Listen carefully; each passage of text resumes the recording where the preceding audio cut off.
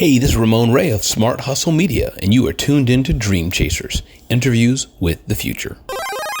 Every year, doesn't matter what age you are, every day it counts. So once you know your direction, and this is why we've seen so many, the people that we still remember to this day, the people who've left a legacy, is because, I talked about the whisper. They listen to that whisper. This is Dream Chasers, episode 60, with Laura Ribeiro. Hey guys, what's going on? I'm Adam Carswell, and welcome to Dream Chasers, interviews with the future. On Dream Chasers, we interview individuals with supernatural amounts of potential based on early success in their careers. Thank you for tuning in. Now let's get straight to the interview. Hey guys, this is Adam Carswell, and today I'm joined by Laura Ribeiro. Laura is everything. And I'm going to let her explain what I mean by she is everything here in a little bit. But I love that intro, first time saying it. Laura is everything. She is originally from Sydney, Australia. She went to University of New South Wales and now lives in beautiful Sao Paulo, Brazil. Laura, thank you for being on the show. And do you have any opening remarks for my listeners? Well, I just want to say thank you so much. And I'm so excited to be on this show. The title Dream Chasers just blew me away because I think, it reminds you, are you chasing your dream? Are you really living out your purpose? So I was so thankful and so grateful that you invited me to the show because I know there's so much I can share with all of your audience and so excited to be here. So thank you so much. Yeah, mutual gratitude. Happy to have you on here. We've been following each other now for a little bit on LinkedIn, and I see that you're doing some really cool things. That's how you first caught my attention. So again, before we really get into the nitty gritty of this conversation, can you tell us a little bit more about, we introduced you as Laura is everything. So just tell us a little bit about your background. Yeah, so a little bit about me. I think I'll talk about the actual journey.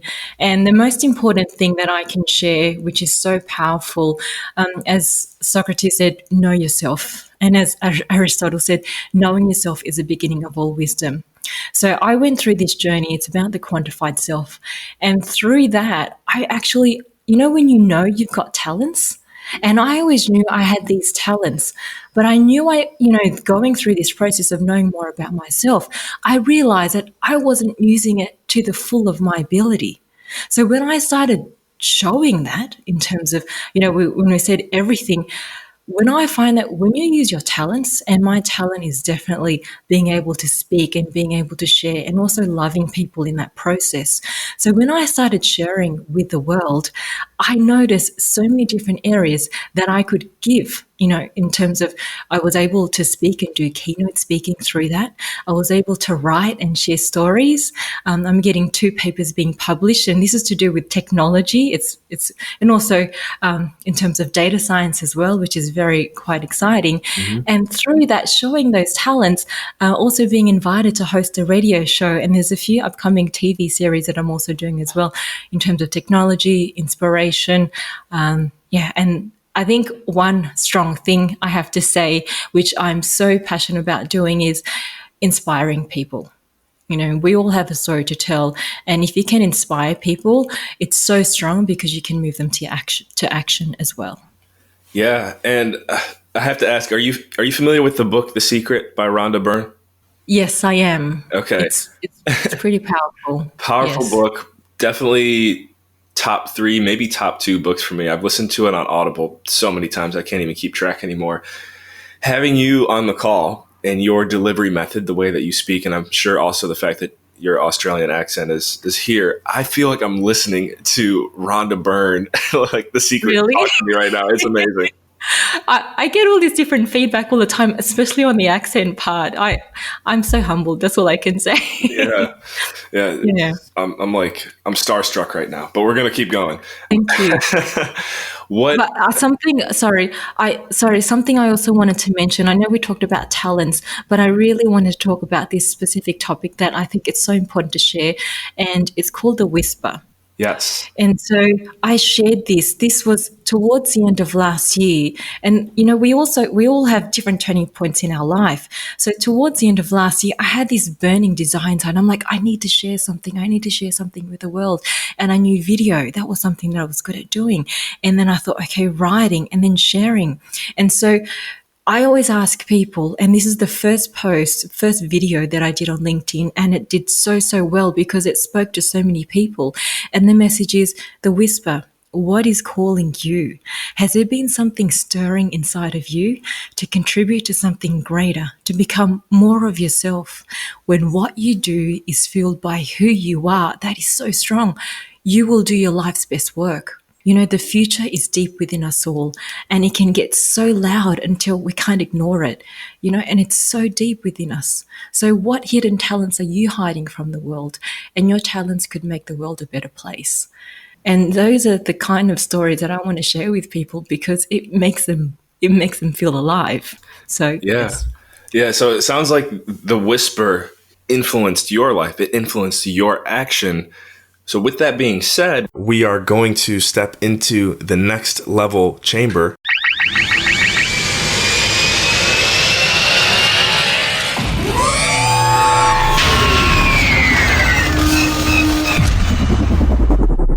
When did you finally realize, like, wow, I'm going to take my talents to the next level? When did I? There were so many different recurring events. When I knew I had to take it to a different level was something quite personal to me, actually. So more than a bit over a year ago, my grandmother, and I can't help tearing up because she meant so much to me. She passed away. And so when she passed away, it gave me an opportunity to speak to everyone. You know, I gave her eulogy in front of hundreds of people, and it opened up my voice. And when I told a story about her life and why she was someone who's left that legacy was one, because she was giving. You know, she cared so much about people. She was so selfless. And there were so many actions about her. But when I spoke, it touched so many people.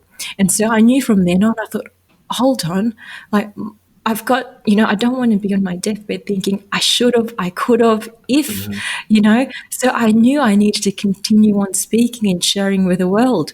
And so that was one turning point. And then we also, I think once we start doing and showing, it's always great to hear what other people have to say. And so the overwhelming response that I got from people across the world, you know, from the United States, from Canada, from the UK, across Asia as well, even the Middle East. It's, you know, in Africa, it's been so overwhelming. And it even brought me to tears because when I created a specific video about today, it's more and more important to be authentic. And people, I know they're craving for that because in the online space, they want to know that they can connect with you and you're a real person. And so that's something that I've been able to do.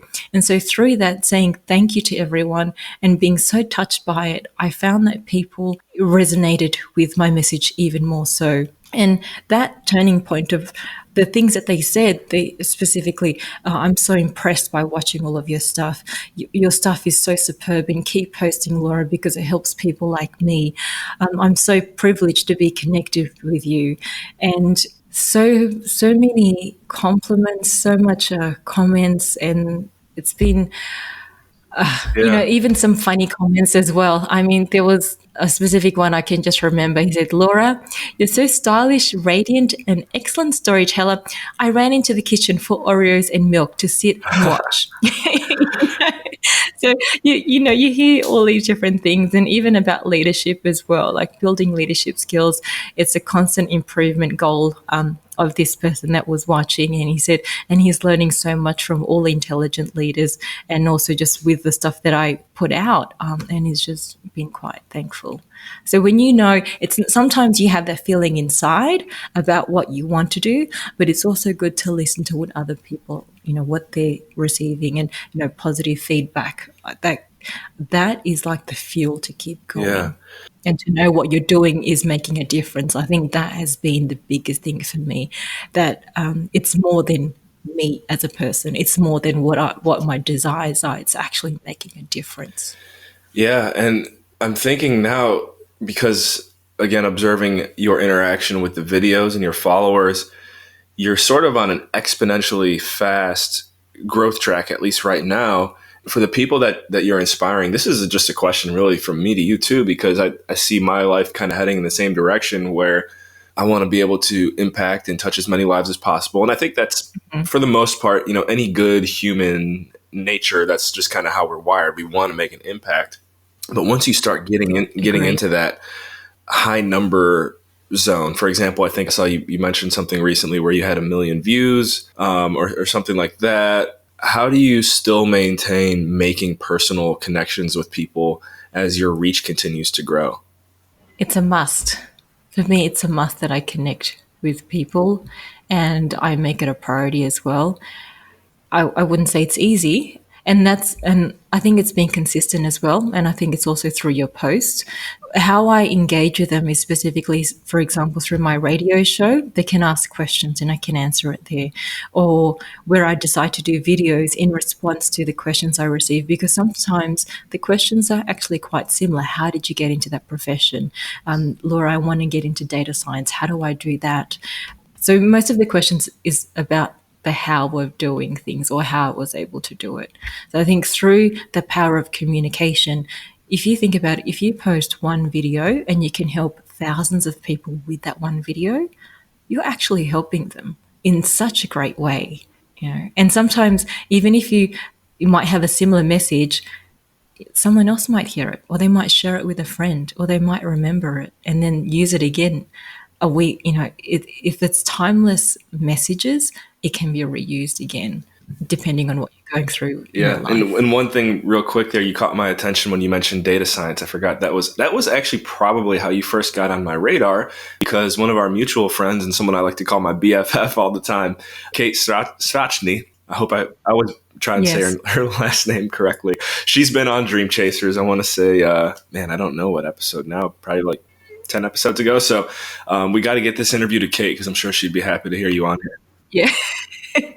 No, she's wonderful. Yeah, she's definitely wonderful, and she's doing great things. Guys, go ahead, actually, real quick. Go ahead and go back and check out Kate's episode, because that was a lot of fun. She was episode 49. There we go. Got it right here.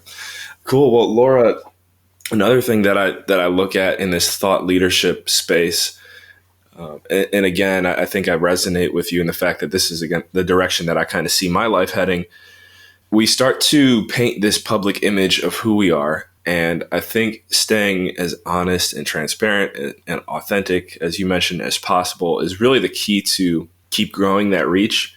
Mm-hmm. Sometimes I had this example thrown my way the other day with someone like Tony Robbins, who has created this insane reach.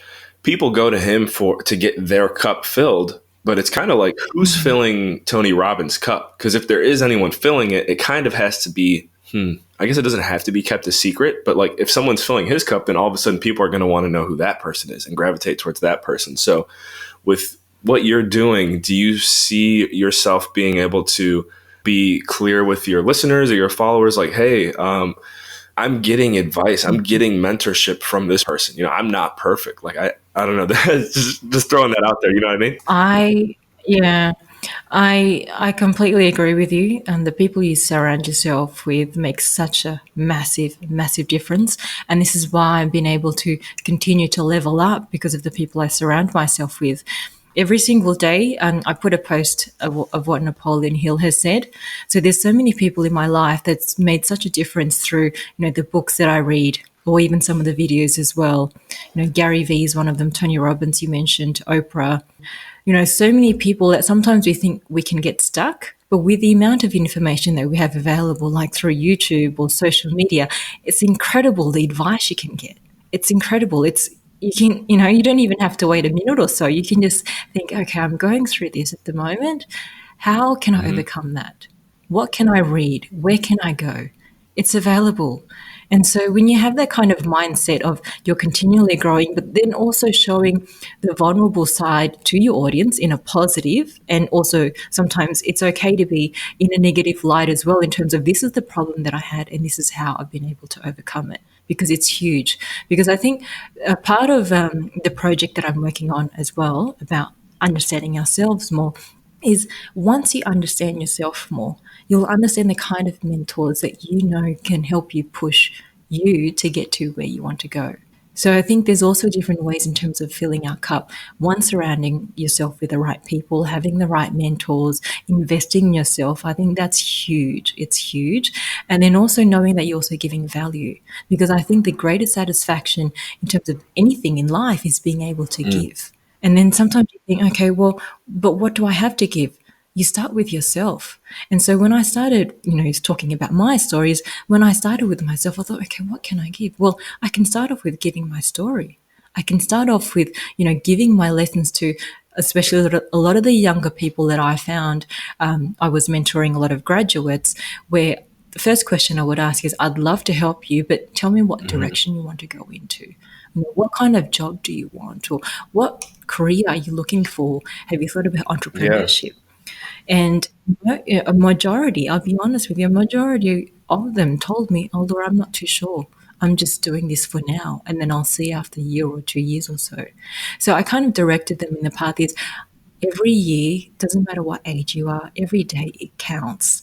So once you know your direction, and this is why we've seen so many, the people that we still remember to this day, the people who've left a legacy, is because, I talked about the whisper. They listened to that whisper ever since they were young.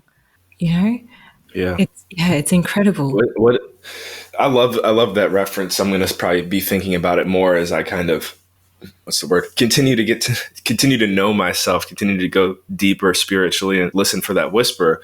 How are you staying connected to that whisper with everything that you've got going on a daily basis? Do you have like a routine or something? Yes. So I did as part of my academic, I was working on an academic paper about it as well. It's called Quantifying the Body and Human Experience, the Future of Individual Design.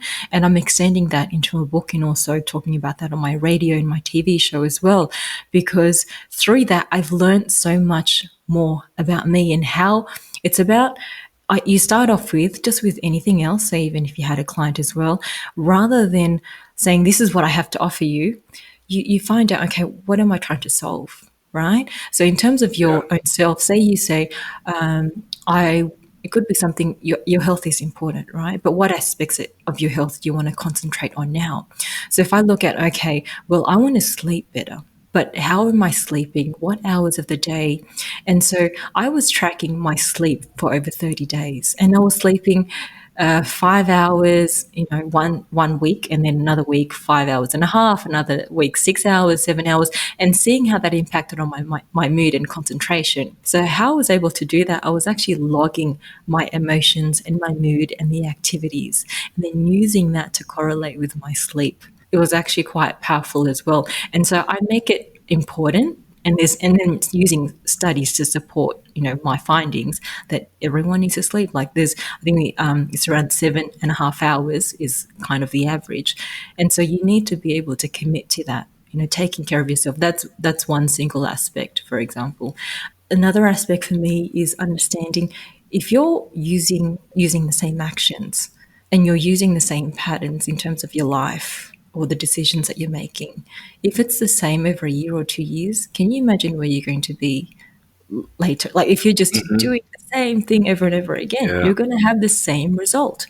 But if you said, okay, well, I want to say, for example, if you're doing keynote speaking just in your country, but if you wanted to do keynote speaking across the world, but maybe what if you didn't know that? But then through that, if you knew that your audience in terms of measuring, so I've been able to measure my audience, what they've said, where they've come from, I thought it's actually quite global.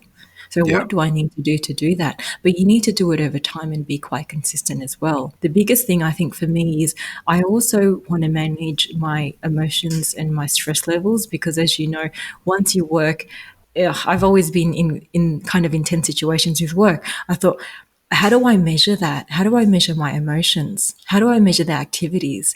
And so it was quite funny. I was measuring all the activities I was doing for over 30 days, just carrying on my life as usual. And I found that when I was reading, my mood was so high. It was off the charts. When I was running or anything to do with exercise, and then even with people, you could even do it with people. Say your goal is to say, I want to surround myself with people who are going to lift me high and I can encourage them as well. So you can actually measure your mood when you're surrounded by different people. And if you've got enough data, you can make the right decisions to say, okay, this is what I'm feeling when I'm with this certain person or that certain person. Is it me? Is it something that I can change? Or is it something that you know you need to level up and find new people that suit with where your vision is taking you? So when you think about all those different elements in your life, it's huge. And if you use technology to back it up to make it so much more easier, it could be something as simple as having a reminders on your phone to make sure you drink, 2 liters of water a day. It's simple things like that. If you work on each single problem at a time, it's huge. Even reading has really changed my life. So. Well, that's cool, and I know again our buddy Kate, she's all about the data, and you guys are doing some really cool things with that. So I'm going to stay in touch. If you ever need a guinea pig to do some kind of data testing on, I'm your guy. That would be excellent. That would be excellent. Because I heard a great quote recently, and I made a post on LinkedIn about it because I just wanted to get people's thoughts.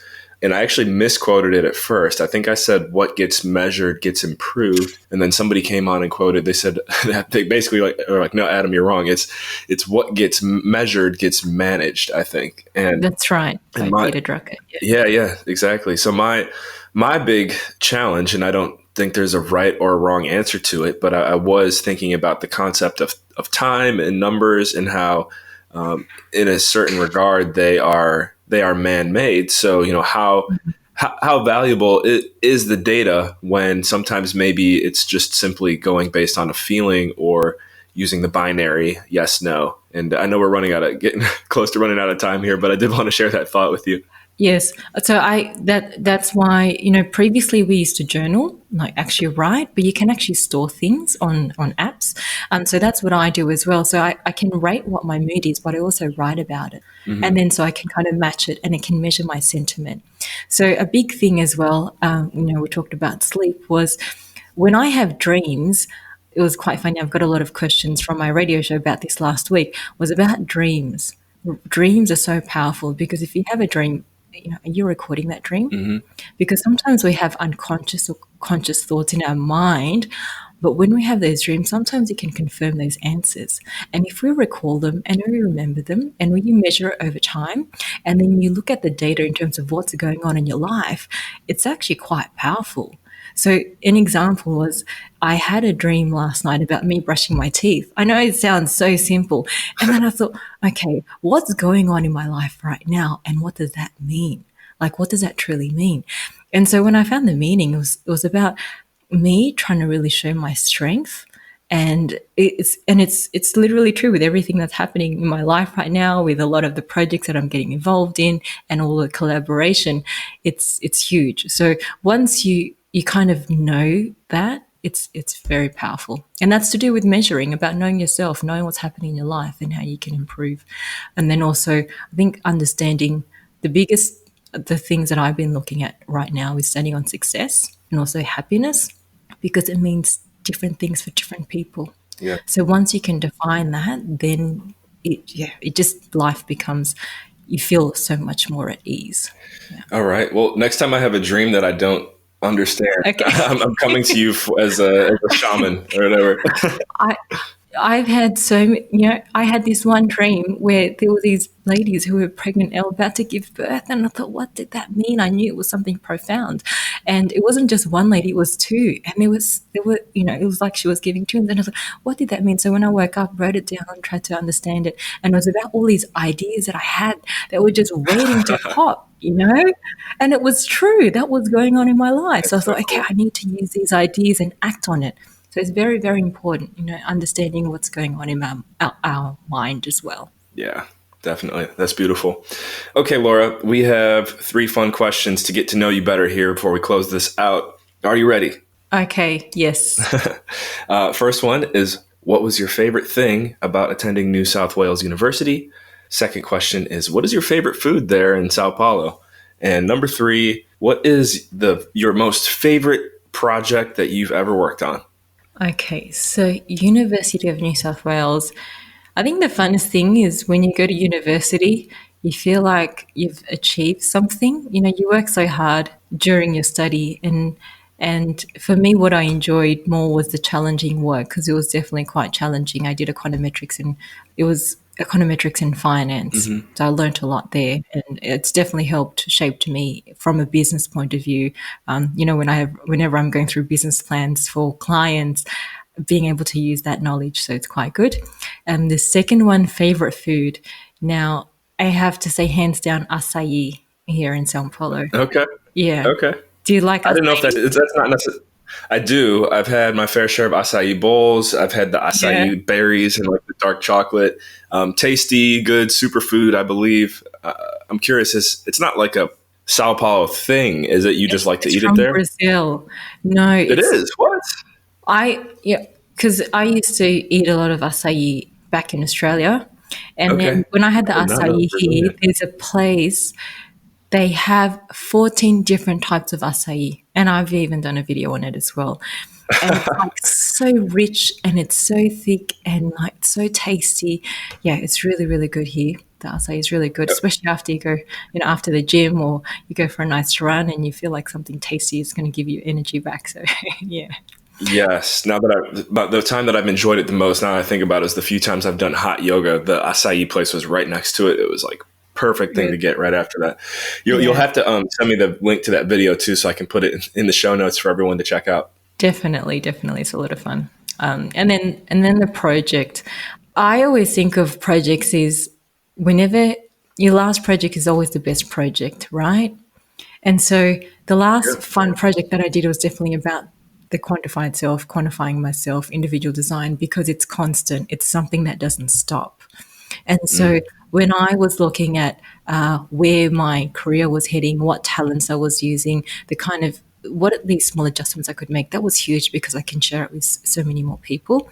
I think that the next two projects, I've actually got three. So the radio, I think of that as a project because I have to deliver every single week, new great content for everyone. TV as well, so that's very exciting. It's going to be an Apple TV and Amazon Fire TV as well. And then a new project that I've got to do with quantum technology.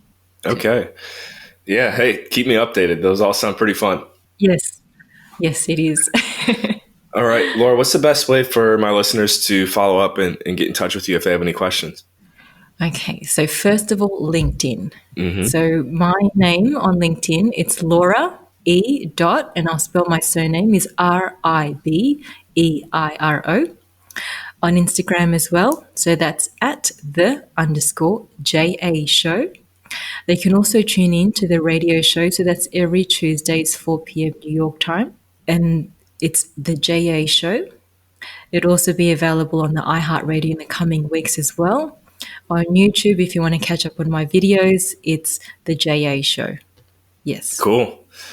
Yeah. And they can also go on my website, sorry. So that's www.lauraeribeiro.com. And if they want to send a message, they can do so. Just click the contact button. Yes. Perfect. All right.